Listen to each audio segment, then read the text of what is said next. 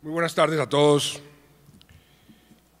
Doctor Luis Fernando Castro, presidente de Bancoldex, su muy linda y querida familia, señor director, representante de la CAF, apreciados funcionarios de Bancoldex, funcionarios del gobierno, invitados especiales, a todos un saludo muy cordial. Qué bueno estar aquí en este evento, que me recuerda un evento hace 24 años, cuando dimos a luz esta institución de Bancoldex.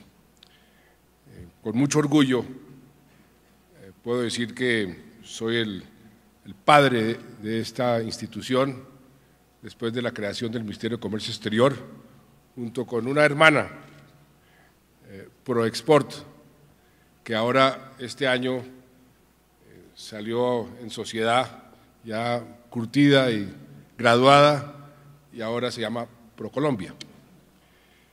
Bancoldex ha jugado un papel muy importante a través de todos estos años y ahora también se está en cierta forma graduando para poder enfrentar el mundo en estas nuevas circunstancias. Las circunstancias cambian, las instituciones tienen que acoplarse a esas nuevas circunstancias y por eso qué bueno estar en esta graduación de Bancoldex como un banco de desarrollo para concentrarse en el crecimiento empresarial. Yo les iba a hacer un recuento de todo lo que hemos hecho en estos 24 años, el por qué hemos tomado una serie de decisiones y qué viene hacia el futuro, pero creo que los asistentes aquí a este evento y los conferencistas, todos se refirieron en una u otra forma a esos temas y son temas que ustedes conocen muy bien. Por eso yo quisiera aprovechar esta oportunidad para complementar con un tema que es para mí el más importante, que es el que verdaderamente nos va a abrir las puertas hacia el despegue del país y que es el tema que tanto hemos discutido en estos últimos meses y años, que es el tema de la paz. Y lo digo porque en una encuesta reciente descubrimos algo que veníamos conociendo, pero que no lo teníamos tan claro. Mucha gente tiene temor, curiosamente, temor a la paz, tiene temor al proceso, no está muy de acuerdo con el proceso, pero descubrimos, después de hacer una investigación más profunda, que es por desconocimiento. Y uno cuando no conoce algo, inmediatamente lo rechaza o por lo menos se vuelve muy aprensivo. Por eso pienso que es importante y oportuno contarles. Muchos de ustedes me han oído este cuento, pero muchos de ustedes no, la mayoría. Contarles el fondo de cómo hemos llegado hasta este momento y qué sigue en el proceso de paz. Y cómo esto va a tener una repercusión muy positiva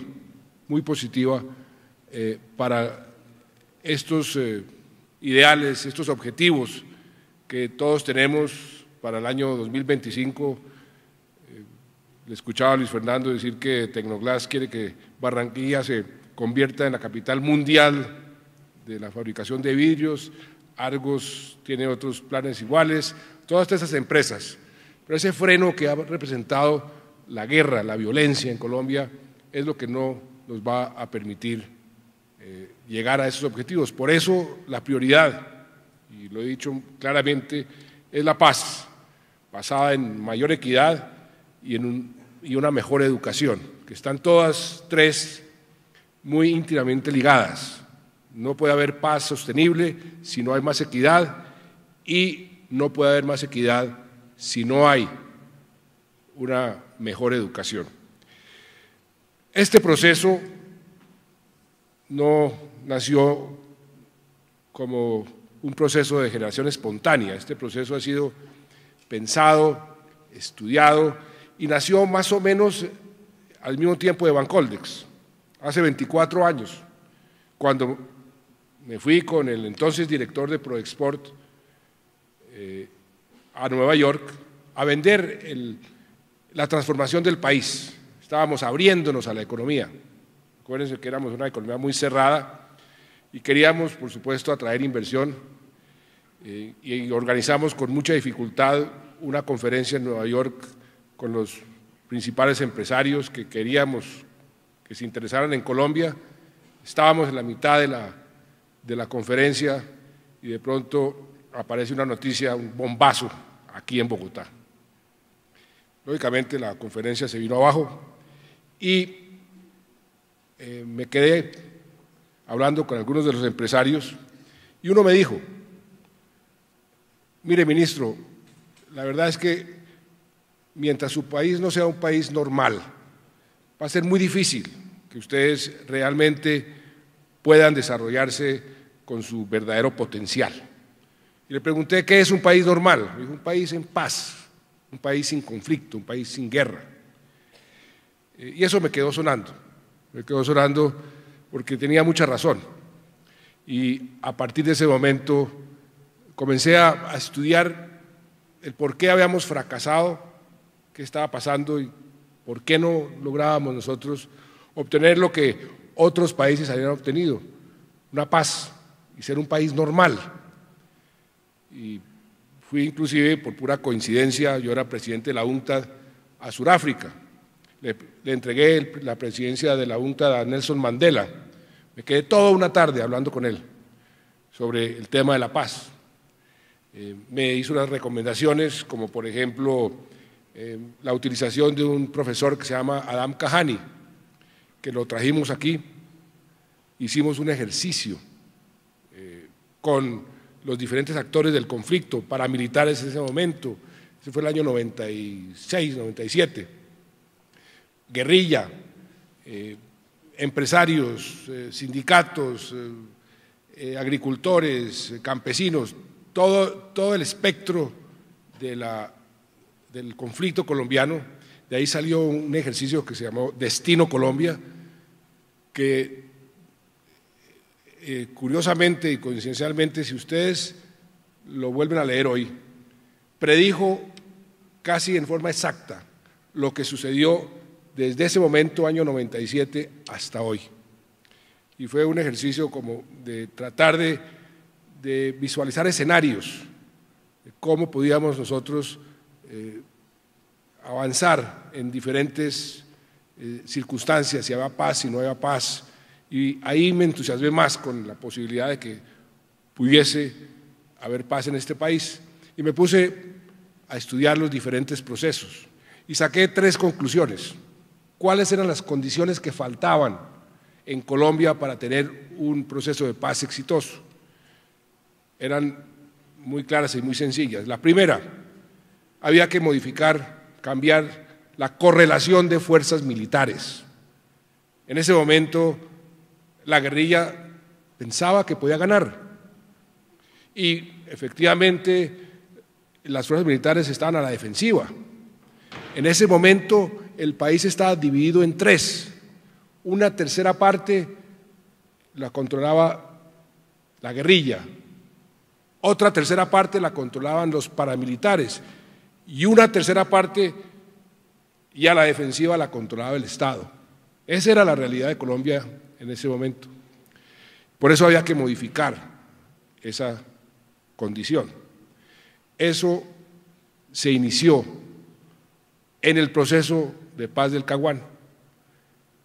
En ese proceso que se inició durante el gobierno de Pastrana, simultáneamente con el entonces ministro de Defensa, Luis Fernando Ramírez, dijimos: mire, este proceso posiblemente no va a tener éxito.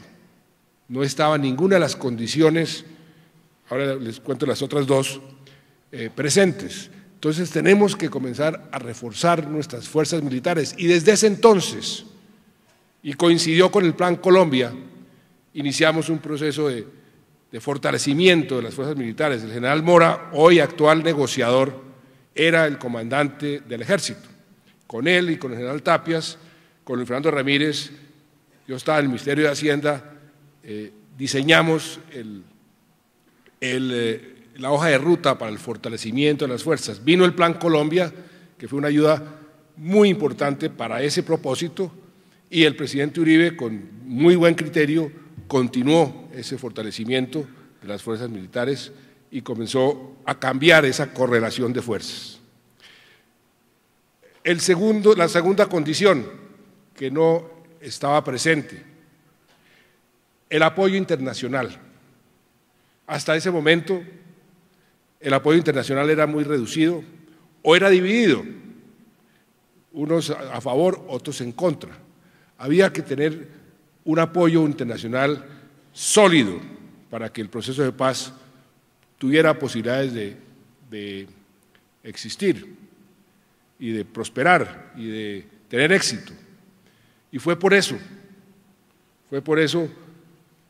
que cuando yo llegué a la presidencia cambiamos el rumbo de nuestras relaciones internacionales y a pesar de tener unas diferencias profundas con vecinos como Venezuela, nuestro objetivo era tener unas relaciones cordiales en lo que podríamos nosotros trabajar juntos y las dificultades y las diferencias las tramitábamos por las vías diplomáticas. Y eso cambió totalmente la geopolítica colombiana, cambió totalmente nuestro posicionamiento ante la región y ante el mundo.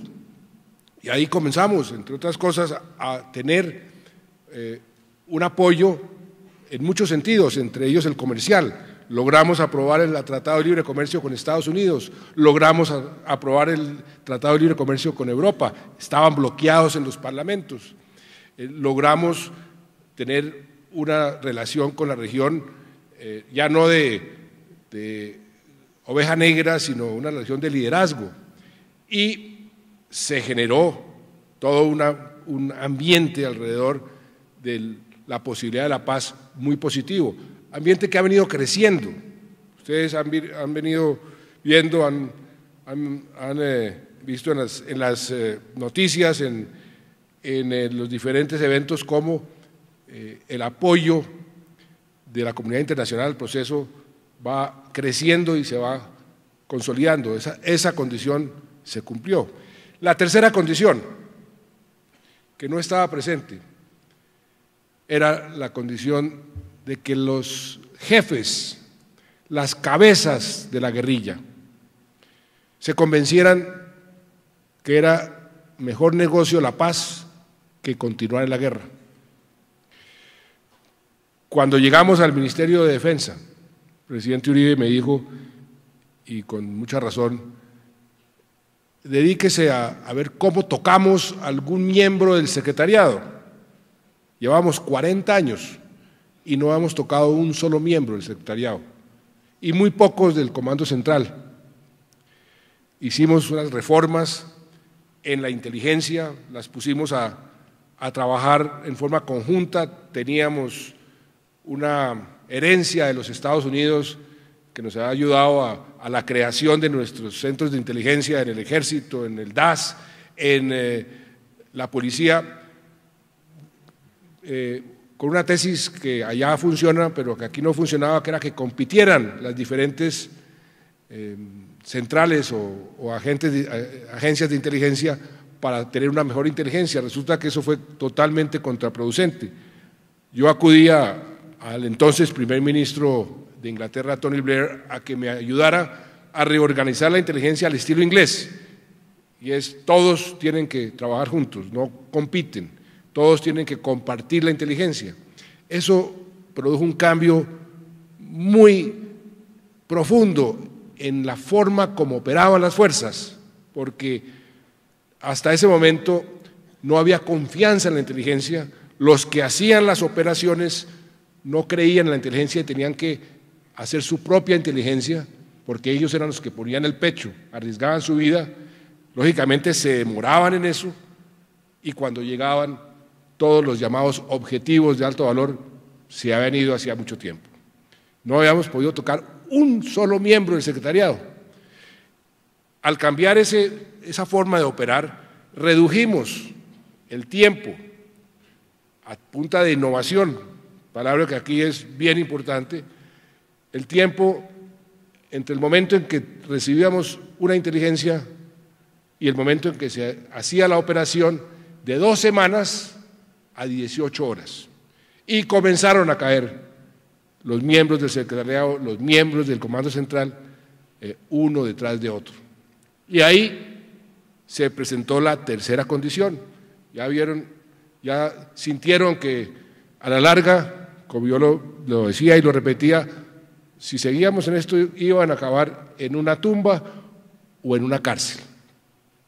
Con esas 3 condiciones presentes fue que iniciamos el proceso. Y yo me he venido asesorando de la gente que creo, y las escogimos con pinzas, más conoce este tipo de procesos. Gente que ha estado en procesos, que ha negociado diferentes procesos de paz. Gente que ha estado en el proceso de paz de El Salvador, como el jefe guerrillero Joaquín Villalobos, el que negoció el proceso de paz en Irlanda del Norte, que es la mano derecha de Tony Blair, en fin, diferentes personas que nos han venido asesorando desde el principio. Y desde el principio nos trazamos una hoja de ruta. Vamos a negociar en esta forma, vamos a poner estas condiciones, aprendiendo de las lecciones del pasado, aprendiendo de los errores y de los éxitos de otros procesos. Y toda decisión, todo paso fríamente planeado y calculado. Y ahí fue donde comenzaron las condiciones, por ejemplo, la de nada está negociado hasta que todo esté negociado. Eso tiene una argumentación muy larga, simplemente se los puedo resumir en una frase. Uno no compra un retrato, un cuadro, hasta el momento en que esté terminado. Si uno le vende o le quiere vender al comprador un cuadro que está a medio hacer, eso es una locura, porque el comprador no lo va a entender. Por eso lo que queremos es que el paquete entero esté completo para poder decir ya negociamos todo. Mientras tanto, nada está negociado. Ese fue muy discutido y aceptado. Una segunda condición: no habrá cese al fuego. Yo sabía desde el principio que eso iba a ser un proceso muy difícil, iba a ser costoso políticamente. La gente no entiende que estemos hablando en La Habana de la paz y aquí nos estemos dando bala, pero esa era la forma de proteger mejor a la ciudadanía en el proceso, y era la forma de no repetir errores del pasado, de entregar territorio. No habrá un solo centímetro de despeje, no habrá ningún tipo de concesión militar. Si esto llega a fracasar, y todavía puede fracasar, que no digan que en términos militares hicimos algún tipo de concesión y que la guerrilla salió más fuerte de lo que estaba antes del proceso. Por eso se ha dicho que no había cese al fuego hasta el momento en que termináramos los acuerdos. Eso ahora les explico por qué ha venido cambiando. Y esas condiciones se han venido cumpliendo. La otra condición era que la primera fase fuera totalmente secreta.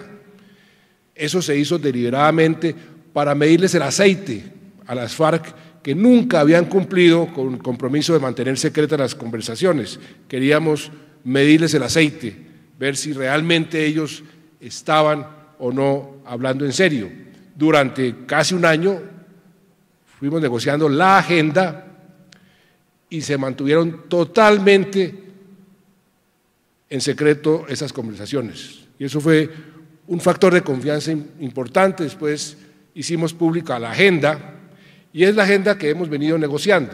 Ustedes ya muchos la conocen, algunos no, porque todavía hay confusión. La agenda tiene 5 puntos.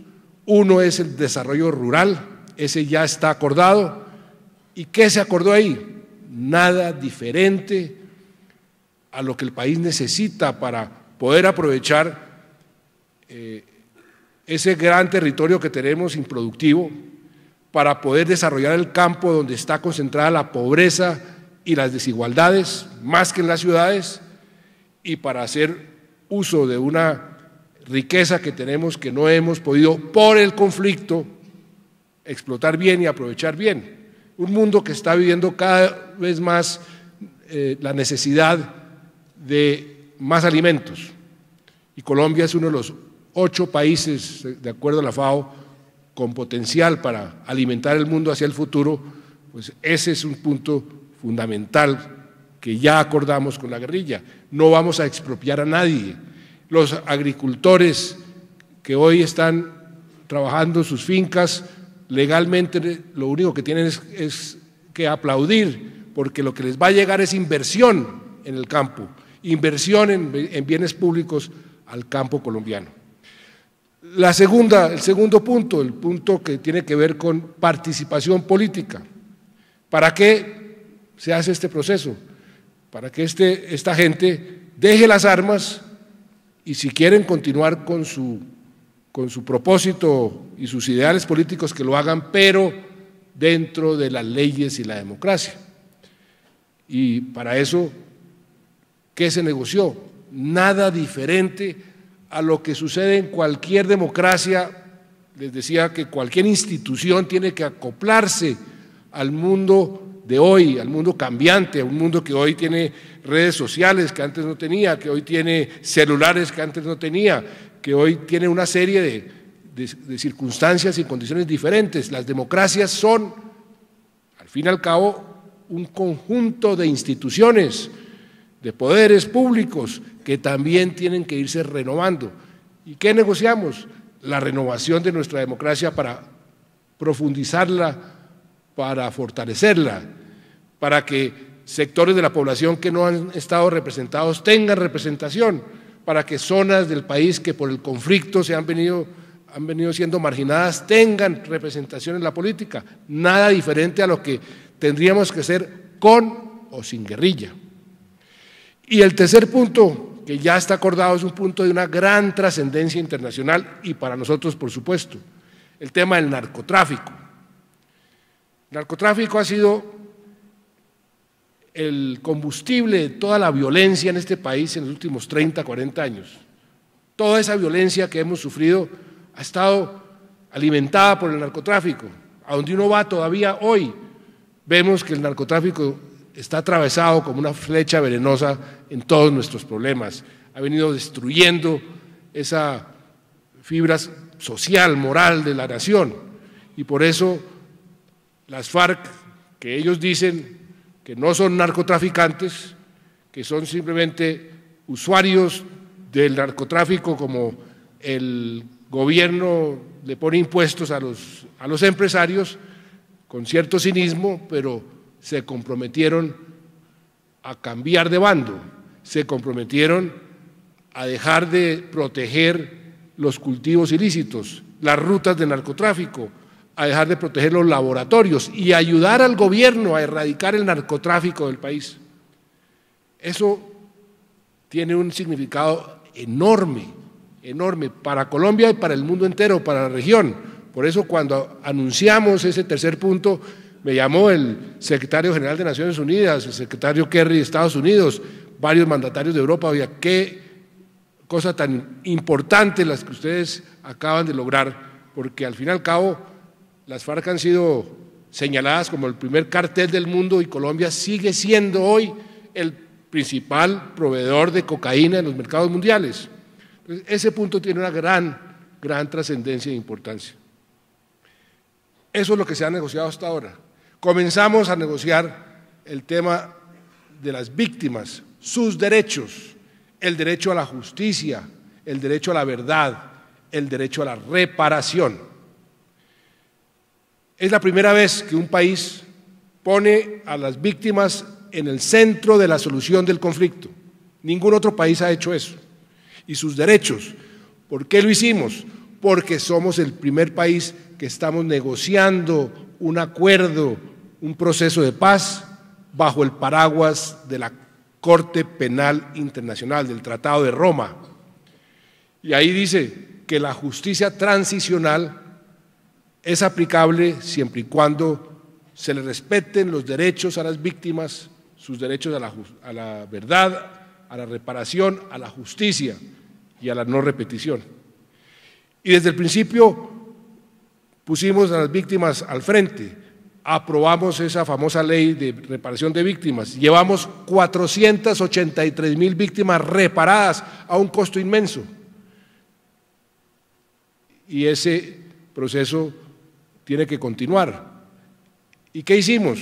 Tomamos una decisión muy audaz, que fue, como tenemos que respetar los derechos de las víctimas, pues mandemos representantes de las víctimas a hablar con los negociadores a que ellos expresen cómo este proceso puede satisfacer sus derechos.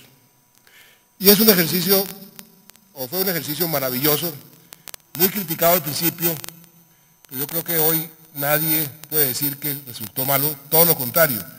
Para mí fue muy importante ver cómo las víctimas regresaban y me decían, esta experiencia maravillosa para mí me cambia la vida. Me acuerdo de una víctima que me dijo, yo lo único que quería en la vida era que este señor que mató a mi familia me lo dijera en la cara y me pidiera perdón.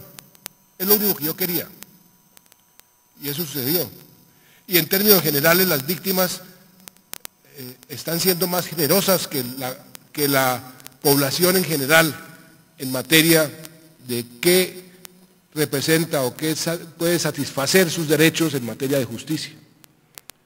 Porque si conocen la verdad, si son reparadas simbólicamente, porque no puede uno sino repararlas simbólicamente. ¿Cuánto vale un hijo, una hija? ¿Cuánto vale una familia? No tiene precio. Cualquier reparación es simbólica. Pero ese ejercicio lo estamos adelantando. Y aquí viene algo novedoso, que es un poco el desarrollo reciente. El proceso ha avanzado. El cese al fuego, el no cese al fuego se ha respetado por parte de las FARC. Ellos quieren a toda costa un cese al fuego bilateral, nosotros hemos dicho que no, pero en algún momento tiene que comenzar lo que llaman el desescalamiento. Hay que comenzar a dar señales de que esto va a finalizar en forma definitiva, no una simple tregua temporal. Entonces, como una señal de desescalamiento, ellos dijeron, nosotros unilateralmente decretamos el cese al fuego. Y eso lo dijeron el 20 de diciembre y lo han cumplido. Desde el 20 de diciembre no han atacado la fuerza pública, no han atacado la infraestructura, no han atacado poblaciones. Siguen, eso sí, y les hemos dicho que nosotros vamos a seguir combatiendo extorsiones o narcotráfico o minería ilegal, porque no hay la menor posibilidad que el gobierno deje de atacar esos fenómenos. Pero ellos, en ese gesto que apreciamos, pues, han venido cumpliendo. ¿Y por qué creemos que podemos comenzar a hablar de desescalamiento?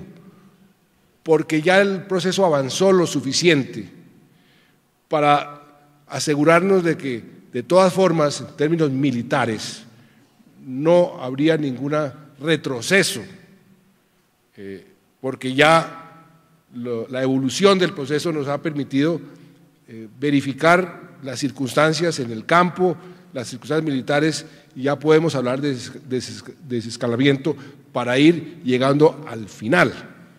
Y aquí viene otra cosa muy importante de justicia transicional.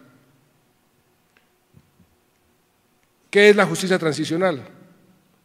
No es nada diferente a cuánta justicia le aplica uno a esta gente que permita la paz.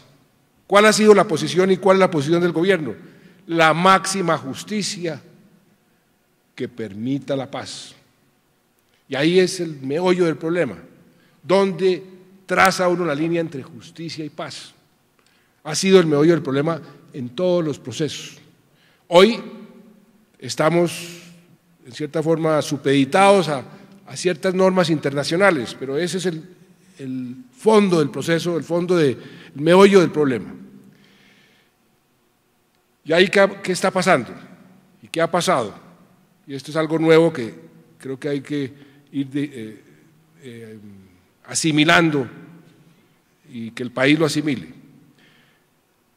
¿Por qué dije ayer, o antes de ayer, que la propuesta que había hecho o los planteamientos de César Gaviria eran planteamientos razonables, prácticos y realistas? ¿Qué dijo César Gaviria? Que la justicia transicional no solamente debería aplicarse a las FARC, sino a los militares. Eso ya estaba aceptado.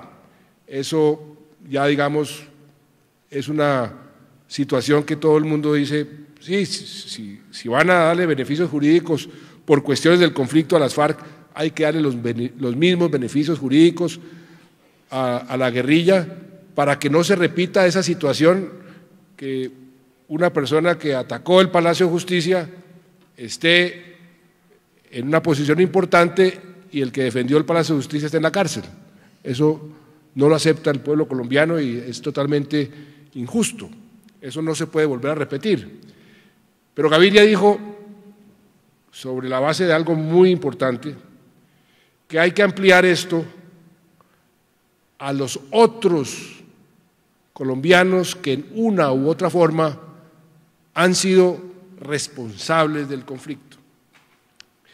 ¿Y por qué dijo eso? Porque el señor fiscal general de la Nación ha venido recibiendo miles de procesos, miles de informaciones que han dado todos los paramilitares que han venido dando sus testimonios sobre muchísimos empresarios, muchísimos ganaderos, muchísimos colombianos, muchas empresas nacionales y extranjeras que ayudaron a financiar el conflicto. Si dejamos eso abierto y solamente cerramos el capítulo de FARC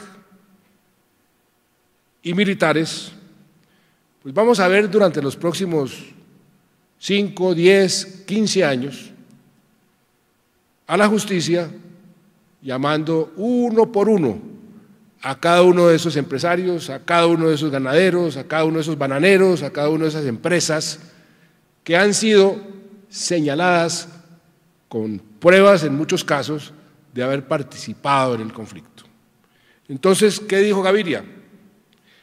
Que la justicia transicional abarque a todo el mundo. ¿Qué haría un ganadero que financió unos paramilitares? Pues ir y decir, eso es cierto, yo di esta plata y yo estoy dispuesto a decir la verdad, ya con verdad y reparación, por ejemplo, y yo voy a dar una plata para reparar el daño que causé. Queda totalmente limpio con la justicia. Y así podemos cerrar el capítulo completo. Esa es la iniciativa que tomó el presidente Gaviria, que en cierta forma, cuando uno ve, y hablando con el fiscal, hay más de 13.000 procesos iniciados o por iniciarse contra los llamados no combatientes. Y eso para la justicia, para la impunidad y para el país, pues tiene un costo altísimo si lo dejamos así, abierto, a que cada uno de esos procesos prospere. Por eso lo que ha planteado el expresidente Gaviria es que abarque a todos los combatientes y no combatientes y que todos lleguen y contribuyan a esa verdad y a esa reparación y que haya justicia, porque a través de la verdad y la reparación también se puede asimilar a un acto de justicia. Y en eso vamos en La Habana. tenemos que ponernos de acuerdo esa justicia transicional, cómo se va a aplicar. Yo les he dicho a los señores de las FARC que ya no hay posibilidades de un indulto, ni hay posibilidades de una amnistía como sucedió en el pasado, porque ellos dicen, ¿por qué vamos a ser nosotros la primera guerrilla en el mundo que entregamos las armas y nos meten a la cárcel? Preferimos irnos al monte otra vez a morir en el monte dignamente, es lo que dicen ellos. Nosotros les decimos, lo que pasa es que ese indulto, esa amnistía ya no es posible, hay que pasar por un proceso de justicia transicional y eso es lo que en este momento estamos negociando. El quinto punto, lo que falta, es el fin del conflicto, se llama el DDR, desarme, desmovilización y reintegración. Para eso nombramos un grupo de oficiales de servicio activo, liderados por un gran general que estuvo combatiendo a las FARC durante toda su vida, el general Flores, como comandante de ese grupo de transición. Allá que se va a negociar, cómo es que van a entregar las armas, cómo es que se van a desmovilizar y cómo es que se van a reintegrar a la vida civil. Y ahí, afortunadamente, también tenemos una experiencia acumulada, porque hemos desmovilizado más de 50.000 combatientes de lado y lado, paramilitares, guerrilla, en estos últimos años. Y ahí también estamos aprendiendo de las lecciones exitosas y de los errores. Y eso es lo que nos falta. Dos temas supremamente complicados, difíciles, pero si encontramos ese punto medio, pues vamos a lograr esa paz. Y desde ya estamos diseñando el posconflicto, porque también hemos aprendido que muchos de los procesos se deterioraron enormemente o fracasaron por no haber planeado bien también el posconflicto. Esperar al último día a que haya la firma del acuerdo, a ver si comenzamos a discutir cómo se desarrolla el posconflicto, es un error craso. Muchas veces dura 1, 2, 3 años en implementarse los acuerdos y ese vacío es fatal. Por eso desde ya estamos diseñando el posconflicto. Por ejemplo, algo que quiero que a ustedes les interesa muchísimo, el tema de la seguridad.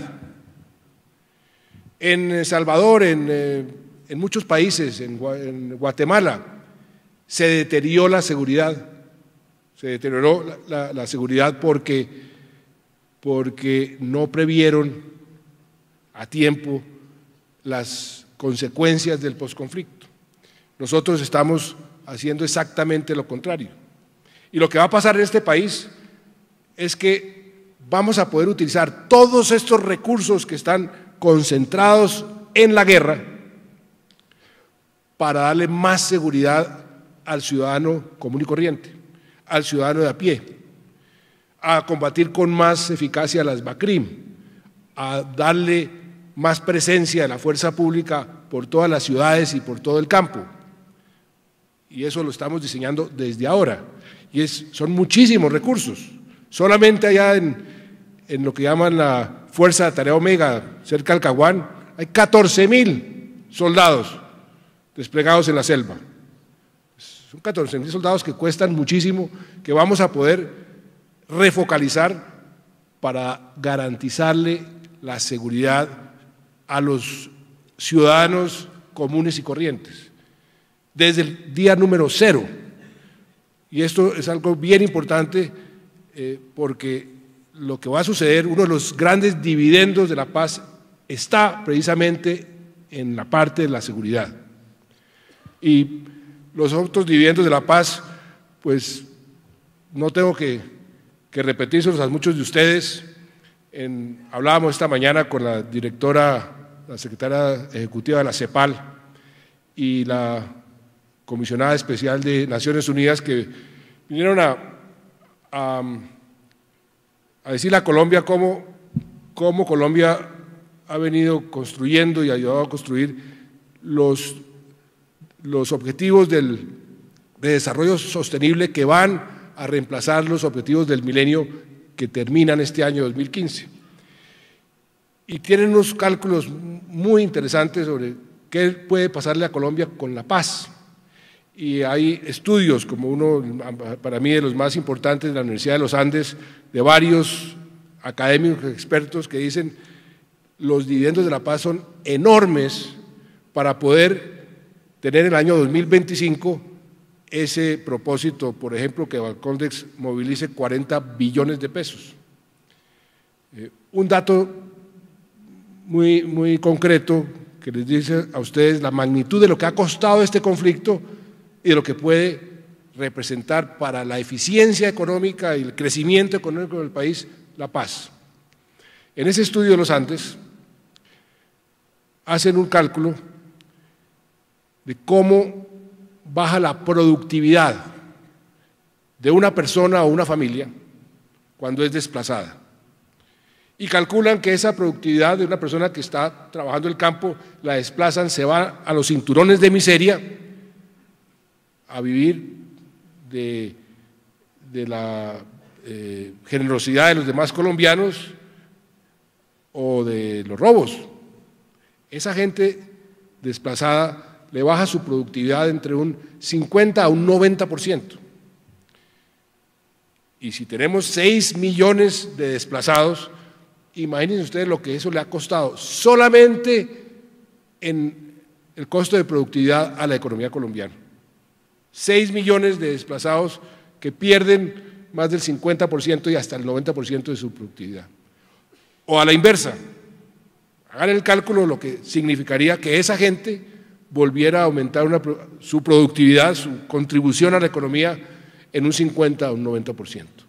Por eso, los cálculos de crecimiento económico que hacen muchos economistas, que puede ser de 1,5, 2%, este estudio de los Andes dice que en algunas regiones hasta el 4 o el 6% de crecimiento adicional permanente. Pues eso es un dividendo extraordinario en materia económica de paz.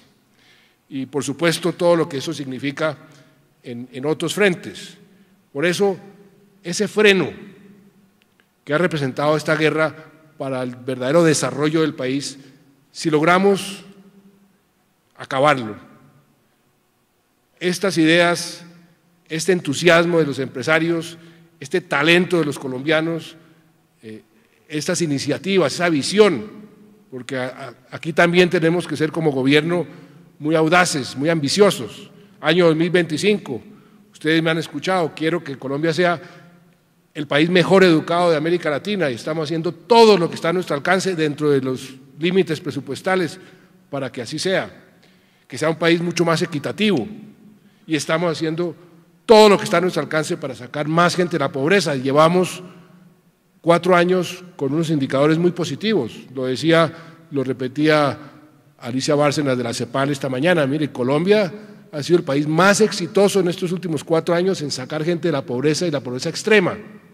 En el plan de desarrollo tenemos como objetivo bajar la pobreza extrema al 6%, yo decía que hasta la podemos bajar más en los próximos 4 años, pero para el año 2010 acabar con la pobreza extrema en este país. Este es un país demasiado rico para tener tanta indigencia.